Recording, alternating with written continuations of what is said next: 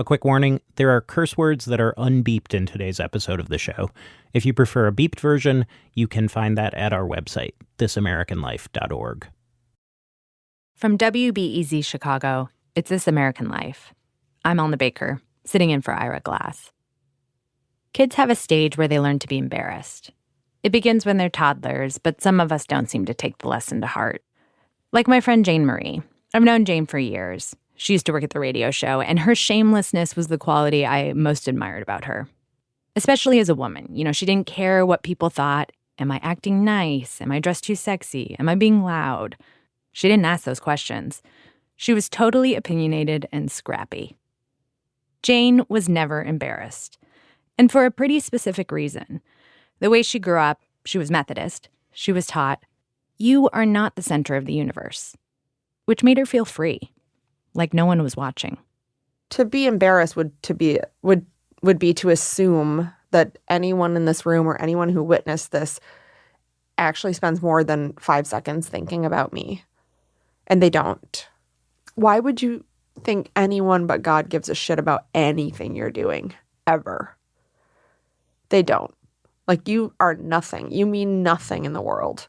It's obnoxious, basically, to think that, like, any of your actions, that anyone's actually looking in your direction.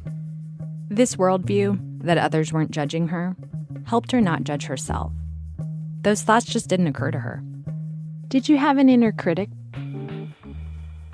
What do you mean by inner critic? Like a voice that that's actually funny. Sorry. I'm like, come again? So I was surprised when she texted me and said she'd heard I was looking for embarrassing stories to put on today's radio show, and that she had one, a big one, that she'd never told anyone but her therapist, something that changed who she was. And I'll get to that story in about a minute.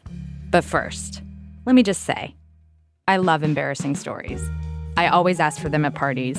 If I hear a good one, I'll retell it for years. Some of them, so funny. But that's not the only reason I like them. I think the best ones say so much about us, reveal sides of ourselves maybe we'd rather not see. And to prove the point that embarrassing stories have a lot to teach us, I decided to harness the power of the radio program, and we asked you for your embarrassing stories. People sent in over 1,000 of them. Today we'll hear some of those and talk about what they reveal. But we're going to kick things off with Jane's story. Because, honestly, of the hundreds of embarrassing stories that I've heard, I've never heard another one like Jane's, where it changed someone so deeply. Her story is our first act. Let's call it Belle of the Gall. Jane's story starts at a big charity event at a bougie hotel in Beverly Hills. The night is a fundraiser for children with epilepsy.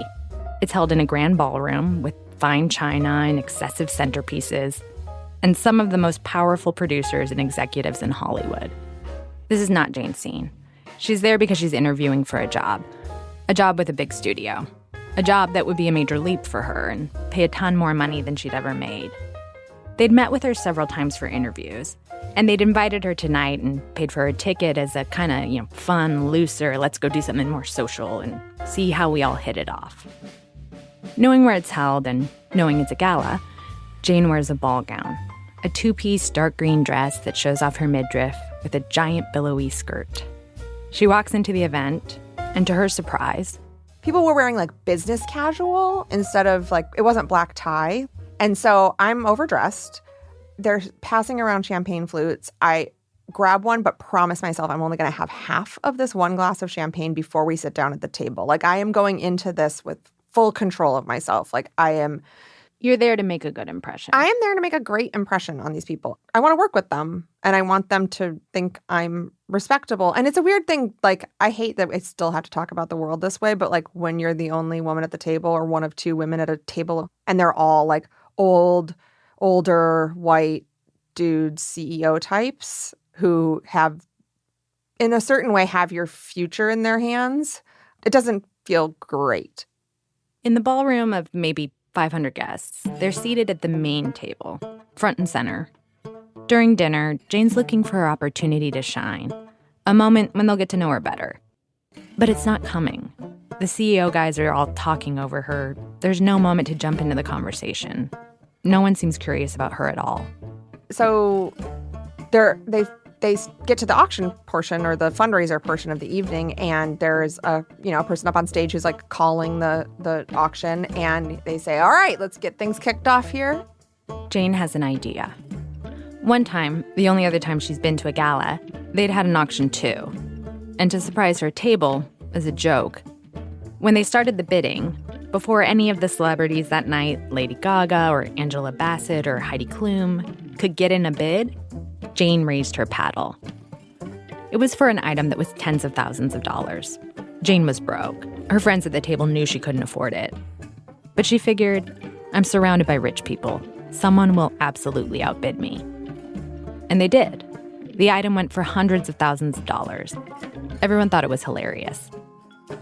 So she looks at this table of CEOs and thinks, I know how to spice up the evening because I've done it before.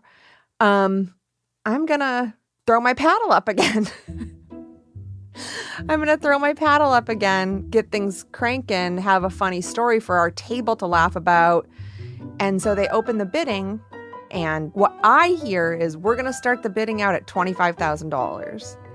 And I shoot my paddle up in the air with the same confidence that like it'll get outbid immediately, and then we're moving on, and then we're cooking with gas, and everybody's like, you're a blast, you know? Jane feels a rush. Ha, that was fun. She waits to be outbid. And I had somehow not heard that this round of bidding was really just, it wasn't something that anyone else could bid on. It was not an auction at all. It was a pledge. So it was a $25,000 pledge from the 8 people sitting at my table. It all happened like really quickly. Like after I raised the paddle, they were like, yay. And they put the name of our table and everyone at our table like up on this board. Like there was a TV screen, a large TV screen hanging from the ceiling. And the name of the company I was with and our table number and the amount of my pledge.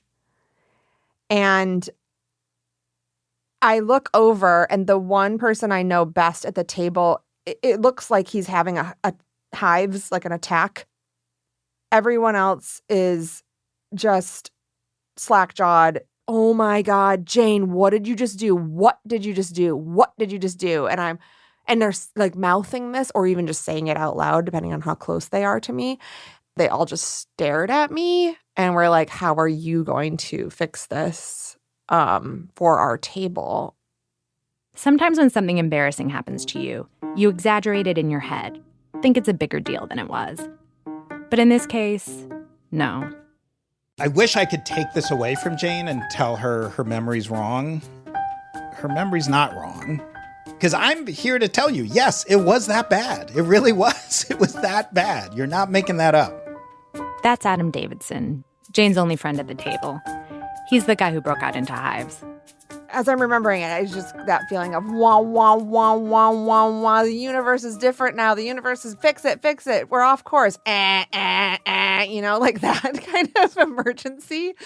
Right, so part of the panic is like, if I don't stop this, I'm going to have to pay $25,000. Yeah, because I said I would. What if there's no way out of this and I have to like max out all my credit cards? No, I really was like, can you? Okay, because I don't have an auction experience also. I'm like, can you take it back? She decides to try. At the other end of this giant ballroom, there's an exit. Jane thinks, there will be people in charge there. They can help me. So she bolts up out of her chair and heads there, fast as she can. Through, dozens of tables full of people. I mean, I really was having to be like, excuse me, pardon me, excuse me, pardon me, excuse me. Like, just, I gotta get out of here. So I get through the double doors at the back of the room as quickly as I can, and it slams shut behind me. Who's running the auction? She yells. A volunteer points her to a woman with a laptop. Jane rushes over and explains it's all a mistake. I don't have money. The woman is surprisingly understanding. She says, what would you like to do? What do you want me to do? I was like, well, I just need to, I take it back. I can't spend that money. And she was like, okay. And then bleep, bleep, blorp. She's in her computer. And I said, thank you. Okay. And then I walked back into the ballroom, and I'm looking up at that the leaderboard essentially of all the pledges, and we're at the top, and then it disappears. Like right as I walk back in the room, it felt like a spotlight was turned on. Like the whole room turned around. The whole room to look is at record you. scratch, and everyone knows that I just took $25,000 away from this charity. But of course, it wasn't Jane's name that was on the screen. It was the company's, the one she's hoping to work for. So very quickly, it wasn't, oh, Jane did this. It was our table did this. Again, Jane's friend Adam. And it wasn't like we went from first to second or first to third. We went from number one to like the bottom. So yeah, I was embarrassed. I think everyone at the table was embarrassed. Yes, we were embarrassed. Like, wouldn't you be embarrassed? And so I get back to the table and I sit down and have kind of like a, wasn't that, like a nervous laugh. No one is enjoying that. And so I just start focusing on anything but the people around my table. I'm just really intently listening to the auctioneer guy and we have to watch this really sad video that's like a mini documentary about the children that were supposed to be there to help. And they dim the lights. The movie is about 15 minutes long. The music is emotional. It's parents and their children with epilepsy talking about how scared and sad they feel, how much they need treatment. Sitting there in the dark watching this is the moment that hits Jane the hardest. It's not when everyone looks at her. It's when she realizes what she's actually done. She'd only thought of this evening as an opportunity for her to make an impression. That was gross, what I did. It was gross and wrong. Mm-hmm. And watching these children with this illness on a big screen, I was just like, I am the worst person on the earth. That I bid, and then I took it back. And then I said no. And there's like a part of me that was like, oh, could I just like take out a few more credit cards or something?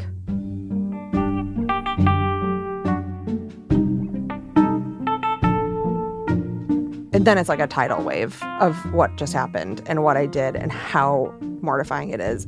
Just the layers of like the reasons I should be embarrassed and criticizing myself. Why would you even do that? Like, why would you do that? And then when you did do it, why would you try to get out of it? The answers to those questions are uncomfortable because they force Jane to see things about herself she doesn't like. Embarrassment can do that. It can show you your blind spot. It exposed a fatal flaw that I have to pay a lot of attention to now. And what is that fatal flaw? Hubris. Something about that made me feel like my confidence had bad consequences, that there was something bad about it. The night ends. She doesn't get the job. And she has it on pretty good authority that the decision boiled down to her big mistake that night. This stings, but that's not the crux of what that night did to her. It has actually changed a lot about how I act in public. Like, I'm just much more self-conscious after that. Really? Like, I used to get super pumped about going to a party, and now that's kind of fraught.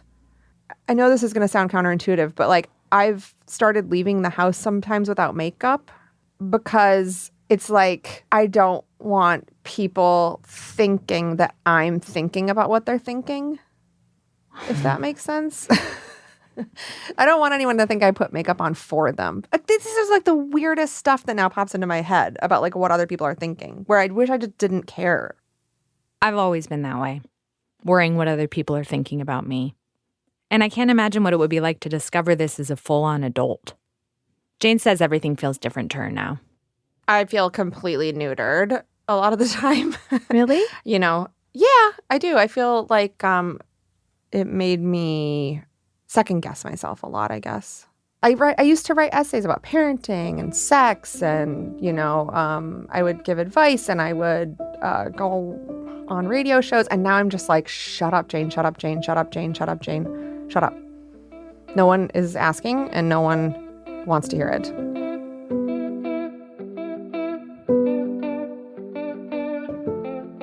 It's crazy to me that you can do something embarrassing once and suddenly you have that inner policeman for the rest of your life. Is there anything that can make it go away, you think? I don't know. What could change it? I don't know. I just don't even have the desire. Like, it doesn't. It's like, why would I want to change it so that I could like put another ball gown on and go embarrass myself in front of a bunch of people? Like, no, that doesn't sound fun. You know? Mm-hmm. It doesn't sound fun anymore. Like, I don't think that the lesson I learned was necessarily all bad. And honestly, when I think about the old version of me, it was kind of gross in a way, you know? Like, it's kind of obnoxious. That's a baby.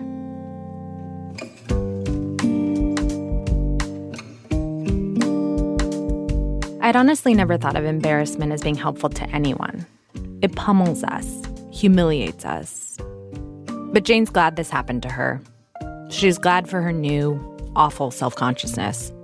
She says her ego is smaller now, which means that with everyone in her life, she's quicker to admit when she's wrong and apologize.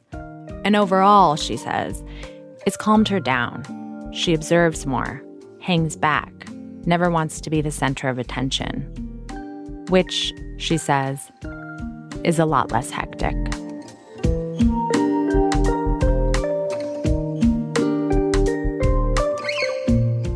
Jane Marie is the host of the podcast, The Dream.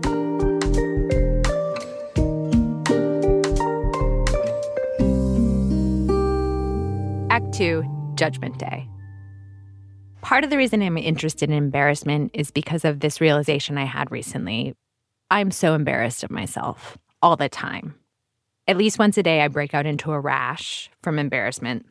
Like a couple of days ago when I learned from a coworker that all my life I've been mispronouncing the word incongruous. See?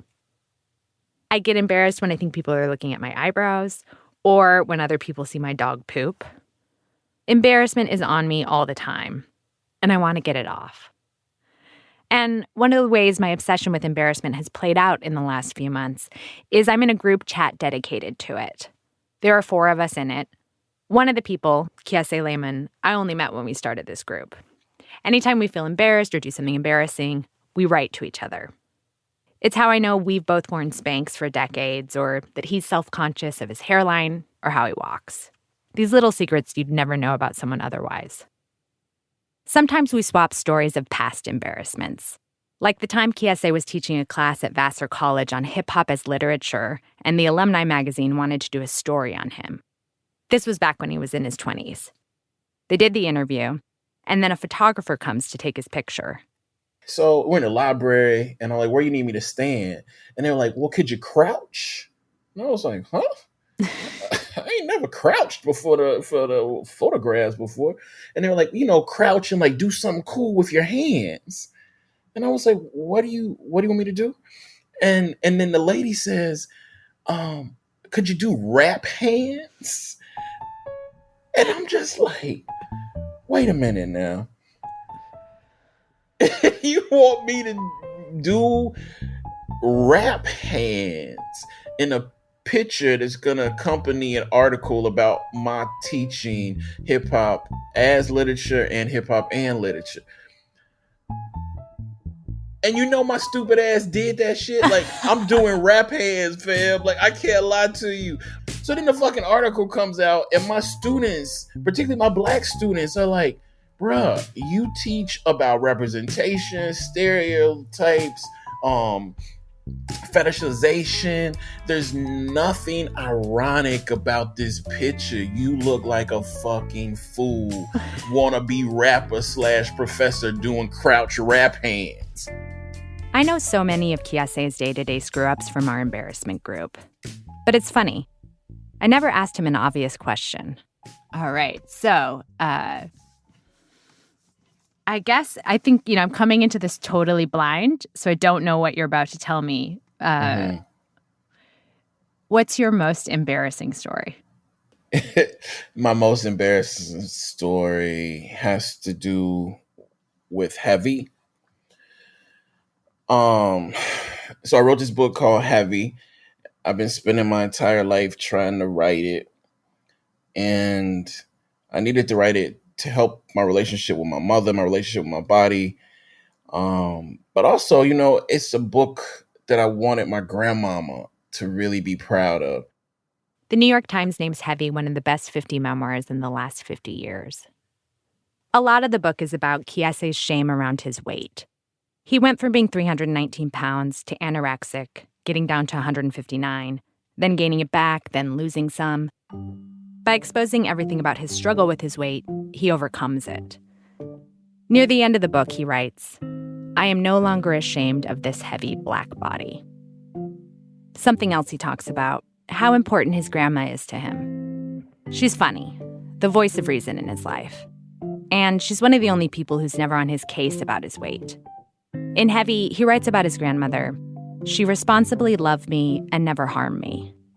He's disappointed her many times, got kicked out of college, lost all his money to gambling. But writing this book was a way to prove to her he's not his failures. And it's his attempt to fully explain himself. By the time it comes out, I think I had won a lot of awards and that I did not expect to win. And with every award, I just was like, yo, my granny is going to be proud of me. 2 months after the book is published, he flies home to Jackson, Mississippi for Christmas. It's the first chance he gets to celebrate the book's success with his whole family. And he brings a stack of books, each of which he's signed with a dedication to each family member. He runs into the living room with a big smile on his face. Everyone's there. He heads straight to his grandma and gives her a big hug. She looks up at me, and then she looks over to my mama and she says, "Is this Key?" And then she's like, "Yeah, mama, that's Key." And I said, "Grandmama, what you asking am I me for?" And she just straight up said, "'Cause you're so fat, baby. He looked way too fat to be Key."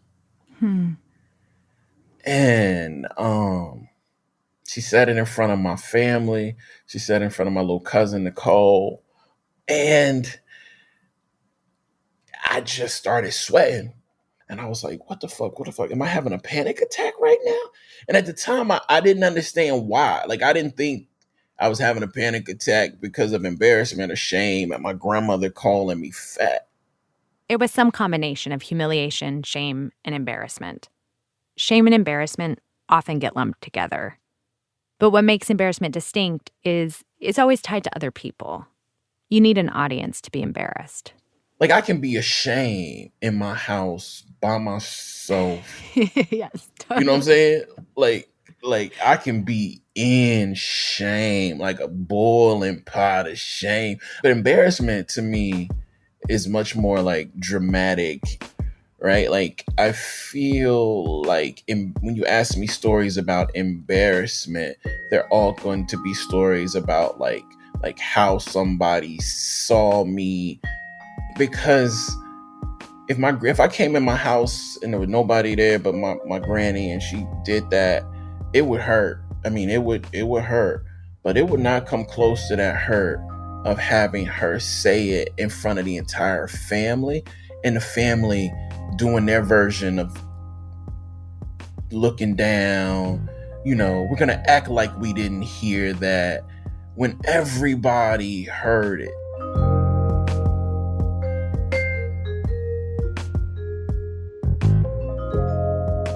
So I just walked right back out of the house, got in my car for a second, tried to get my breath right. And I had some Xanax because I was on book tour early and I use Xanax to sleep on the planes. So I was like, yo, should I take a half of Xanax? Like, what the fuck is going on with me? I didn't know what was happening. So I did, and I took one of the Xanax, and I went back in the house, tried to do it again. Went back to my granny, walked in the room. Granny, hey, blah, blah, blah, blah. Key, boy, I don't know how you got so fat, but you need to stop eating. And I think the shameful part was like, I could write all the books in the world I wanted to. I could write one of those books as good as I could ever write them. But I was still going to look and feel not just fat, but gross to my family. Did you also feel like you had in writing a book and working as hard as you possibly could to look at this stuff that you had overcome the capacity to feel so ashamed of yourself? Yes. I thought in writing about, among other things, like body and sex, fatness and sex, I did. I fooled myself into believing that I was delivered from it. And I think when I came in the room thinking that Heavy would shield me from their critiques and being greeted initially, and then my grandmother calling me fat, looking at me like I'm fat, not seeing anything but a fat ass, middle-aged man when she looks at me is kryptonite, is my kryptonite.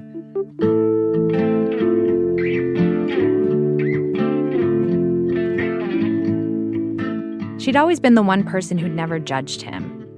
And when he tries to make sense of this turnaround, the best he can come up with is, with the success of the book and the money it brought in, she now saw him as a man. And in her eyes, men were supposed to be productive and lean. He spends the next few days with his grandma, and she keeps bringing it up. It looks like Key ate Key. He's as big as a house. How did he get so fat? And I just think that was embarrassing. To think that a book was going to change your life and make you not look and feel fat to your family and to the person who means the most in the world to you. And the book didn't matter at all. Oh, it's crushing. Oh, it's so funny. I have to laugh my way through all of that. But yeah, it felt pretty crushing. But this isn't something he tells people in everyday conversation. Honestly, when I asked him for his most embarrassing story, I expected the kind of funny story you tell at a party. That's usually what he delivers when people start telling these kinds of stories. Something more like rap hands. That embarrassment and the embarrassment I felt in my granny's house, in some way, I don't even know if they should be called the same word. Mm-hmm. Because I literally, I like telling that story. I've never told the story I told you about my granny because I don't like remembering that. I don't like telling it. You know what I'm saying? So totally. I mean, because there's certain things that you can laugh at, right. But you can't laugh at the thing that makes you want to die. Yeah, I mean, the embarrassing stories that I tell are always not true.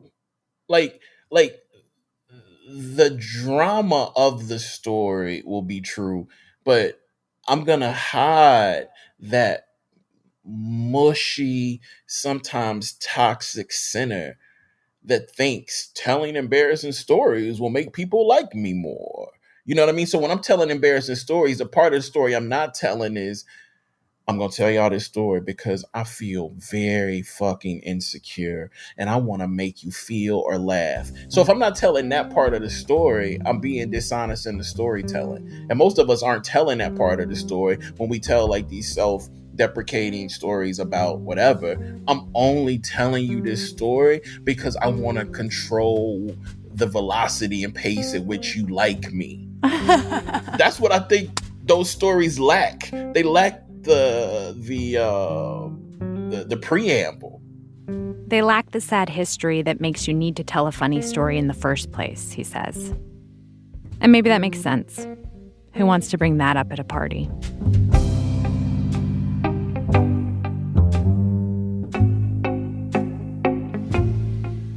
Kiese Laymon is the author of Heavy and Long Division. Coming up, a date that ends in nudity, but absolutely not the kind that you might want. That's in a minute from Chicago Public Radio when our program continues. It's This American Life. I'm Elna Baker, sitting in for Ira Glass. Today's show, My Bad. Today we're looking at embarrassing stories and what those reveal about us. We're at Act 3, Trauma-Rama. Like I mentioned earlier, we asked you listeners to share your most embarrassing stories. We got hundreds of Facebook and Instagram messages and nearly 1,000 emails. Okay, quick note. Embarrassing stories can sometimes involve bodily functions, and we have one or two like that. If that's not your thing, don't say I didn't warn you.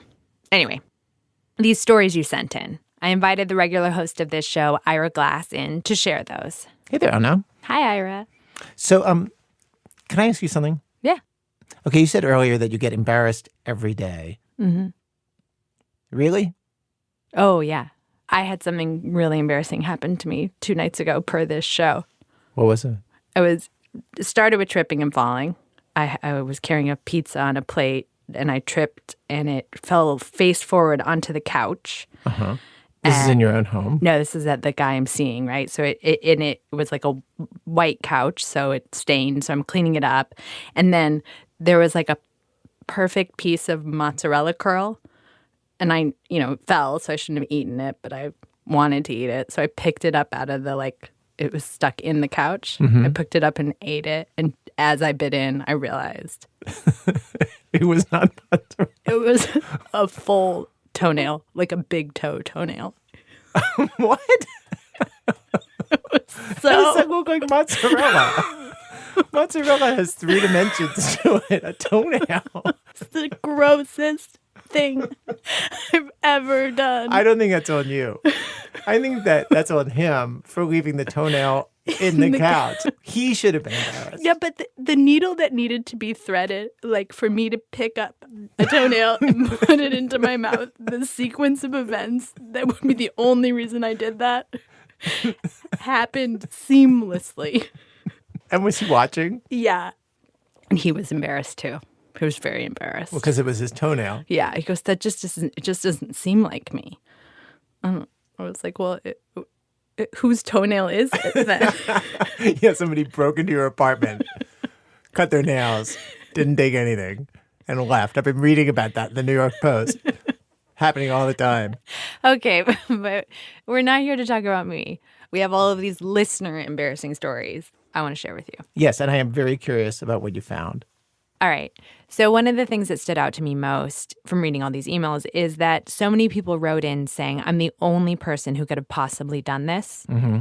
And then 5 emails later was someone in the inbox with the exact same story. Really? Yeah.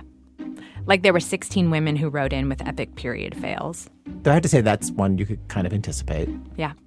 But you couldn't anticipate that 3 people were mistakenly the reason that a bomb squad got called in. Okay, yeah, didn't see that coming. Or 2 people showed up dressed above and beyond to a costume party, Right.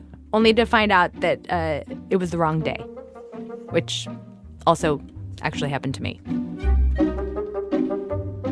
So what was the like okay, so there are these, I guess, different categories of responses? Yeah, basically like the same things came up over and over again. Okay, break down the big ones. I want to hear like what's the number one? So I would say the biggest one, the number one was bathroom stories. Like a quarter of the people who wrote us, bathroom stories. Followed by naked stories. That's number 2. Number 2. Not To be confused with number 2. I will say both of those are so basic.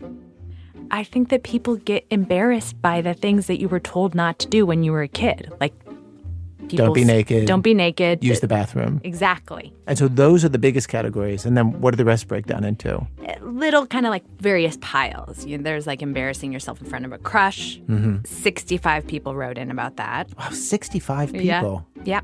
Or embarrassing yourself in front of your boss or a celebrity. 79 people. Mm-hmm. I like that those two are lumped together. Keep going. Tripping and falling. Usually at an important event. Mm-hmm. That was 35 people. And then there were people who were caught in a lie. All right, so tell me one like that, getting caught in a lie. Okay. So there's this guy, Will. He told a lie for very understandable reasons. In middle school, he's ruthlessly bullied for being Haitian. Oh, wow. Yeah. And this is like during the height of the AIDS epidemic. Our country actually banned people from Haiti from entering the U.S. Because of AIDS. Exactly. Right. And, there were jokes about Haitians on late night TV. And so in middle school, Will is picked on all the time for being Haitian. He's beat up. He's teased. So boom, I go to high school, 9th grade, new year, new location. This is a location far away from my home. New kids, new teachers, 9th grade going well. 2 months in, getting some friends. And then one of the kids asked me, yo, you got an accent. Where you from? I'm like, oh shit, here we go again.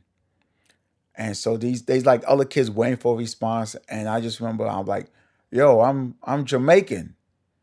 And they're like, oh, whoa, yeah, man. Hey, boop, boop, boop. And I was like, oh shit, now I gotta be Jamaican for the rest of my life. And I just remember like during my conversations with people, I would just throw in, Jamaican phrases like, yo, did you do homework? Boop, boop, booyaka. Yo, I didn't understand the lesson. Lord Clyde. Just saying that just to, keep up this Jamaican image. It sounds to me like you didn't even really know much about being Jamaican. I didn't know anything about being. I knew very little about being Jamaican. I knew how they sounded from their music, but it was all just I took the stereotypes of Jamaicans and I became that. So he pulls this lie off for 3 years. Wow. Yeah. At school, he's the Jamaican kid. But then another Jamaican kid, like an actual Jamaican kid, shows up and everyone's like, oh, you got to meet Will. Oh, that's not good for him. Nope. And then he just started questioning me. Oh, where you from? Where you from me from? And I'm just making stuff up. I was just freestyling it. Then he paused and said, that boy not Jamaican. And I was like, oh shit. And I just said, no. You're from Jamaica. I'm from Jamaica, Queens. I'm not even from Jamaica, Queens. I'm not from Queens at all. I'm from Brooklyn, East New York. Okay, so that's people caught in a lie. Tell me another category. Okay, so I especially love the category of embarrassing stories where people tried to avoid embarrassment, and in doing that, they embarrass themselves. Okay, let me hear one like that. Okay, so this happened to this lady, Mary Gray, from Murrells Inlet, South Carolina. So she's a bridesmaid whose dress arrives and it's way too small. Day of the wedding, she convinces another bridesmaid, one size up, to swap dresses with her. Okay. This dress fits, but it's tight. Mm-hmm. And so she starts to get this irrational fear that if she's bulging out of her dress, she's going to upstage the bride and groom. Oh, like people will look at her instead of... Exactly. Uh-huh. This cannot happen. And then this idea hits her, saran wrap. So I go into the kitchen, I find the saran wrap, I get it out, and I just start wrapping. And I go around and around and around until I am cinched and the dress zips up beautifully. And I think, yeah, this is going to work. This is actually genius. And out the door I go. So she's standing in 105-degree heat at the altar, South Carolina, next to the bride and groom. Mm-hmm. And there's a big crowd watching, and she just starts getting hotter and hotter and hotter.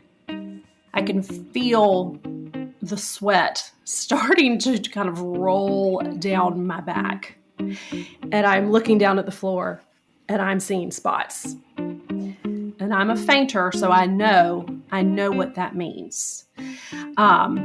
So as subtly as possible, I turn around to my groomsman partner and I ask him to unzip my dress. And of course, he has no idea what I'm talking about. And he's like, what? And I said, I need you to unzip my dress. So he does it. He unzips my dress. So now everyone knows that I'm wrapped up in saran wrap. And are you just mortified? I am just really focusing on not passing out. So I decide that I am going to take off. She ducks away. Her dress is open. She misses the rest of the ceremony, gets some water.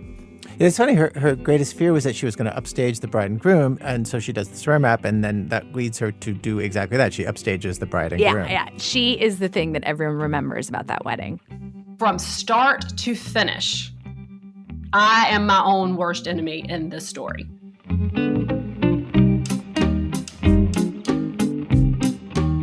Okay. So the most haunting story that came into our inbox was this one. And it's so embarrassing that the woman who sent it doesn't want us to use her real name. Okay. We're going to call her Maya. So Maya's taking the GRE this last year so she could apply to grad school. And, because of COVID, she had to take it online in her home office. Right. But it's like a very regimented process just so they know they're not cheating. There's a proctor assigned to watch her through a webcam. So before the test, I have to give them a little tour of my testing space. I have to show under the desk, over the desk, the walls, just everything so that they know I'm not cheating. So we do that. Everything's good to go. I start the test. So partway through the test, she has this pain in her stomach. And she's like, oh, no. She's got to go. And she's got to go now. So she manages to hold it until the break. But then to her horror, the next break is just 1 minute long, right? So she messages the proctor and she's like, can I leave and come back in a minute? And he tells her, if you leave the frame, you will forfeit the test. And so I'm sitting there and I'm like, I don't know what to do. Either I leave now, I give up, I go to the bathroom and don't take the GRE, give up grad school, or I do what I actually did. What she actually does is she does the do on the floor. Wait, while staying on camera, like nothing is happening at all? Exactly. She positions her arms on the chair. Stop with this mental image. I don't want to see it. Keep going with your story. So this is surprisingly a category unto itself. We heard from 4 other people who had to make this same call during a standardized test. What? And made the same decision? Yeah. Oh, well, they tried to hold it and it didn't work for them. So what happens? So she assumes the worst of it is over. She makes it all the way to the next break. It's a 10-minute break. She's allowed to leave the room. Oh, during that break? Yeah. But quickly, I realized that at the end of the 10-minute break, I had to once again give them this webcam tour of my testing area, including under my desk. Oh, my God. No. So I realized, okay, the 10-minute break means cleaning this up. Keep in mind, the proctor is still watching her through her webcam. So she has to army crawl across the room on the floor. Oh, to stay out of the camera's sightline. Exactly. But you got away with it, right? Like the proctor never saw, had no idea. So here's the thing. I was telling this story to some friends over Zoom. And I'm sitting at the same desk where I took the GRE. And I told this story, and obviously we're all laughing, whatever. And then one of my friends kind of like quietly waits for everything to die down and then says, is that a mirror behind you? And it was. I have a full-sized standing mirror behind me. And so I went back to the door of the room and crawled all the way in and reenacted everything. And all I could hear was them laughing. I wasn't even sure. I was like, could you see it or not? Could you see it or not? But they weren't breathing. And so eventually someone said, yeah, you could see everything for sure.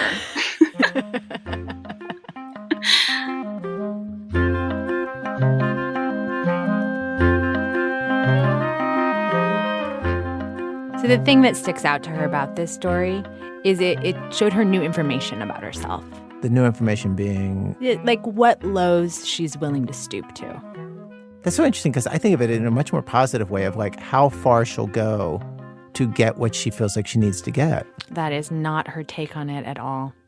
That's one of the big things with these embarrassing stories is people never take it the positive way for the most part. Oh. They always take it the way where they're like, I knew all my life something was wrong with me, and now I know. Now, forevermore, me getting into grad school is tainted by this experience. The thing that I can't get over with this is that it was a choice I made. It didn't happen to me. It was a choice. Does that make it better or worse? I don't know. I mean, I think it makes it worse. I think so.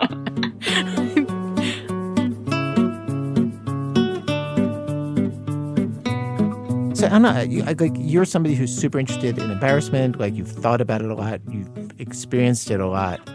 Is there something that going through 1,000 of these stories showed you that you didn't actually know before? People in these emails, they were tortured by these mistakes, right? Yeah. Totally embarrassed and often carried them their whole lives. And sometimes they were really small mistakes. And reading them, I feel like it just made me think oh, actually, I think the problem is that we think we're not supposed to make mistakes. We think we're supposed to make it through this life without doing this, that, or the other. Mm-hmm. And if you just say, like, you know what? Over the course of my lifetime, I'm going to trip and fall in public. My top is going to fly off when it's not supposed to. You just have to accept that that is part of it. That's part of the deal. I like that you're bringing this to a heartwarming ending. I know that you're being sarcastic, but you're welcome.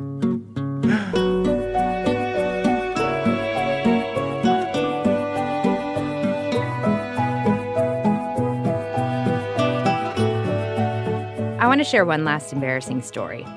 Act 4, putting the bare ass in embarrassing. Of all the kinds of embarrassing stories you sent in, one of the most common ones was a situation where you were a little bit naked or all the way naked in public. This is a common fear. One of the most frequent nightmares is the dream where you look down and realize you're naked in front of other people. Freud even wrote about it in The Interpretation of Dreams.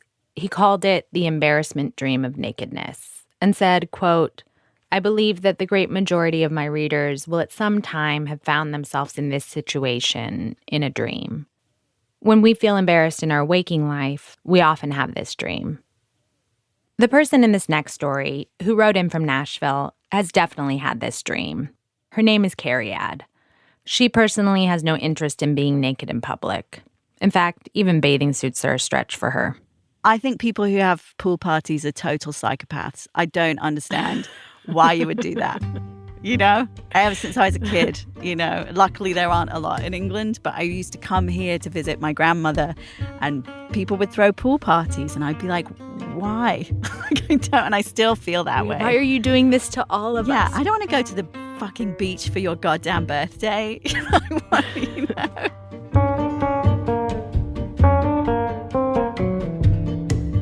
The story you're about to hear happened years ago when Cariad was living in New York City. She had just started seeing this guy she liked a lot, an emergency room doctor, big personality, always smiling, reliable. He told a lot of funny stories about the ER. We're calling him Doug. The way she remembers it, they'd been seeing each other for about a month. They'd slept over at her place, and it's the first night she stays over at his. As Cariad is drifting off to sleep, I just remember being really, really tired and really needing to go to the bathroom. And that was kind of my last thought as I was falling to sleep was, I really need to pee, but I can't be bothered to get up and, you know, find the bathroom.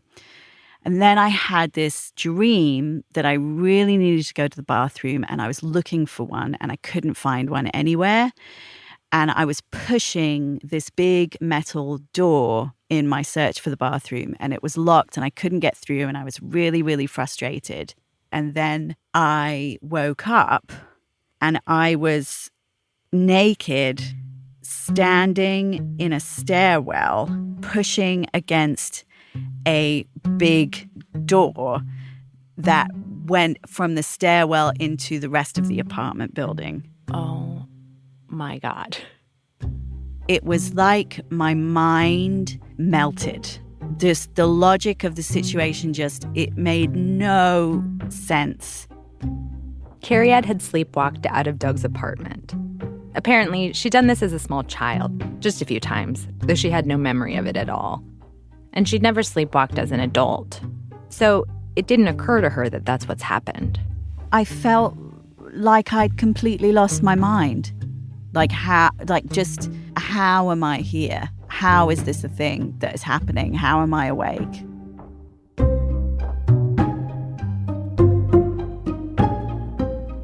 Cariad pushes open the metal stairwell door and sees, to her relief, Doug's apartment at the end of the hall. She runs towards it. And then I realized, I don't know if this is his apartment. And I turned around and looked, and it was just one of those New York buildings. Just a bunch of apartments to each floor that all kind of looked the same. And I realized, I can't. This feels like a nightmare. This was does feel like absolute fucking nightmare. Cariad approaches the door she thinks is Doug's apartment, though she's not sure. So what I decide to do is knock on the door, and then I run away from the door back into the stairwell before they answer and put my ear to the door. I crack the door to the stairwell so I can hear them, but I can't see them. They can't see me. This way, if it's a voice I recognize, I can run around the corner and into the apartment. And if it's a voice I don't recognize, they won't see me. And hopefully they'll just close the door. That's a pretty brilliant plan. Thank you. Thank you. So I do that, and it is not a voice I recognize. And I start to realize the depth of the horror of the situation that I'm in. People are going to start getting up and going to work, and I cannot be there when that happens. By the way, I still really need to pee. Like, I need to pee so badly that it woke me up and made me sleepwalk, you know? She decides the least conspicuous place to pee while naked is at the bottom of the stairwell, leaning against the door to the lobby. If someone tries to open the door, she can push back. And if someone's coming down the stairs, she'll hear them. So she swallows her pride and does it. I was just so horrified. I was so horrified. I remember very clearly just sitting down on this stairwell and just crying. This was just such a ridiculous situation that I couldn't get myself out of. And if only I had been more aware of my surroundings, I would have known that he was in apartment 2B or whatever it was. Like, how could I have not paid attention in the lift? And I remember, you know, drying my eyes and like, I couldn't even wipe my nose on my sleeve, you know, wiping my nose on my arm and just thinking, all right, buck up. You have to take control of the situation and fix it. Like, you do not have an option. You just have to fix it.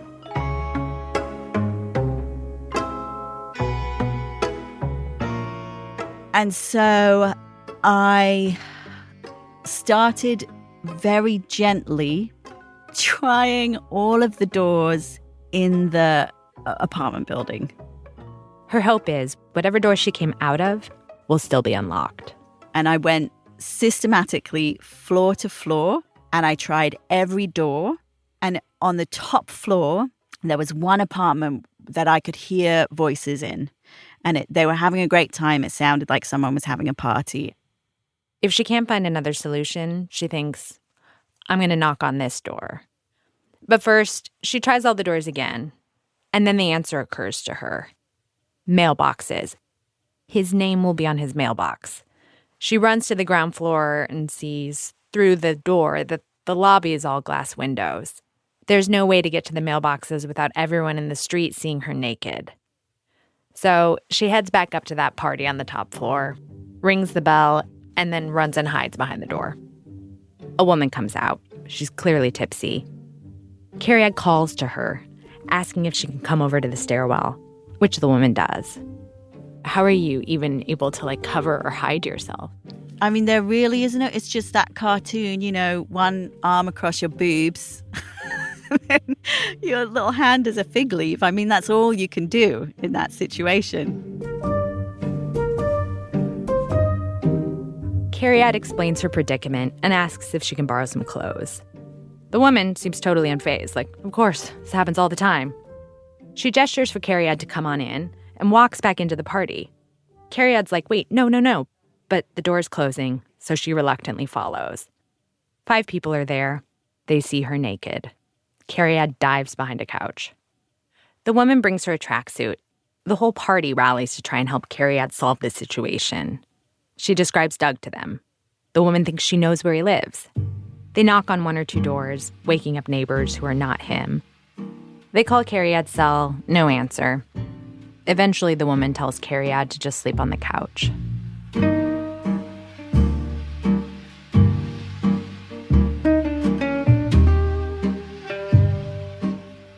Cariad wakes up at 7 the next morning, tries her phone again, and gets an answer. And the person on the phone is not the guy that I had been with. It's somebody else.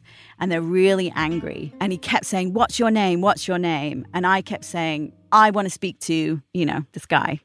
And they wouldn't hand the phone over. And I was getting really pissed because I was like, well, who are you? Just give him the phone. And they said, what's your name? What's your name? And I said, Cariad. And then they said, what's your last name? And I said, Harmon. And then this guy gets on the phone. She means Doug. And he's just like, what the fuck? Where are... He's like really angry. It turns out, while Cariad had been running around the hallways naked, he'd woken up in the middle of the night to find Cariad's clothes, wallet, phone, but no Cariad. It was like she'd vanished. I talked to Doug. He didn't want to be on the radio, but here's what he said. He looked for her everywhere. He peeked into his roommate's room to see if maybe she'd accidentally crawled in their bed. Then he opened the fridge, then the oven, before catching himself and thinking, why would she be in the oven? Next, he searched the building, outside the building. Eventually, he called one of her friends. They didn't know what to do. He thought, she's been gone long enough with no clothes on. This could be serious. By now, it was almost morning, so he called the police. They showed up 20 minutes later. He explained to them, I was out with this girl. She came back here. She appears to be lost.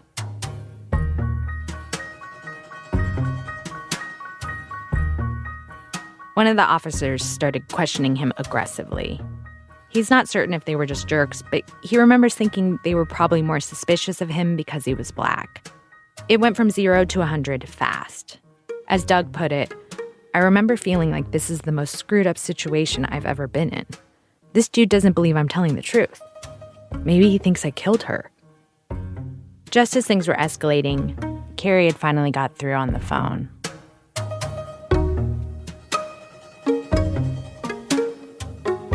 Carrie takes the elevator down to Doug's floor. When she steps out, the police greet her. She realizes this is who'd answered the phone. Once she explains her side of the story, they leave, and it's just Carrie and Doug. I think it took me a minute to recognize the gravity of what had happened to him. But I think once I really realized that at one point in the evening, he was a suspect. Like, oh, they were not on your side, you know? That's funny. That's like such a white person thing to think. Yeah. Yeah, of course. Of course it is. Yeah.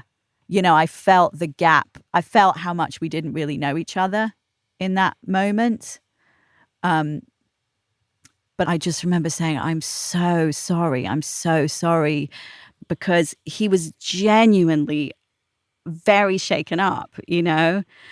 And he, being the lovely guy that he was just like, I'm glad that you're okay, but I have to get on with my day. They never went out again, though mostly because he moved across the country a few days later. This date had been planned as kind of a last night together. But they stayed in touch. A year later, when he came back to visit, he and Carrie went to dinner with his friends. The gentleman that he is, I remember, you know, we were sort of chatting and he said, oh, I haven't told them about the story. And I said, oh, it's fine. If you want to tell them, you could tell them. He said, no. I think he was worried about embarrassing me. And then I went to the bathroom and I came back and everybody was cracking up. Mm-hmm. And he looked at me and he said, I told him. Yeah, I couldn't help it. And we all laughed about it. You know, he also left that part out in order for it to be funny, you know. Since things came out okay in the end, they each tell it this way. At parties, they leave out the fear. So most of the embarrassing stories I've heard and collected for this week's show, the person does something that results in their embarrassment, right? Like we have this lady, she saran wraps herself for a wedding. There's someone who raises a paddle in an auction, you know, and it goes awry. And so like I get why they feel embarrassed. But you didn't do anything. Like you didn't overstep. You didn't make a mistake. But you still feel embarrassed. Yeah. I suppose if you take blame off the table, it takes maybe a certain flavor of that embarrassment out, but it doesn't take the embarrassment away. There is something inherently embarrassing about running into a room full of people you don't know naked. Like it still happened to you. It still happened to me, yeah. I suppose I should feel pretty bulletproof now, shouldn't I? I think once something really, like, so embarrassing happens, I do think you sort of cross that threshold somehow. And if that's okay, like, then why be embarrassed? And for a long time, I would think, Cariad, like, you got yourself out of this situation. You're not naked in a stairwell on the Lower East Side. Like, you can figure this out.